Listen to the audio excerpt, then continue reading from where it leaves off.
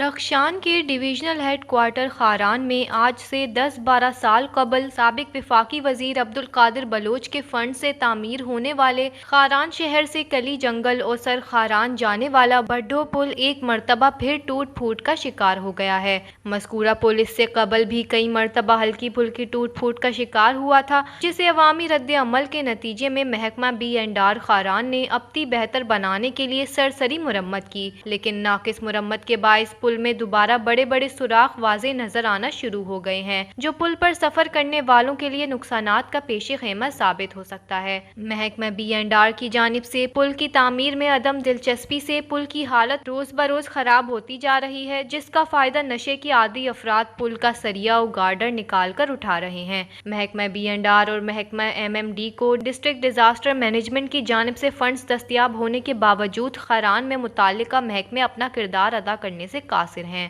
خاران کے سماجی حلقوں نے وزیر اعلیٰ بلوچستان، چیف سیکریٹری اور محکمہ B&R کے حکام بالا سے اپیل کی ہے کہ بھڈو پل کی محکمہ B&R کی جانب سے ناقص مرمت کا نوٹس لیا جائے اور پل کی فوری مرمت کرتے ہوئے شہریوں کو ممکنہ نقصان سے بچایا جائے۔ وش نیوز، خاران، بلوچستان۔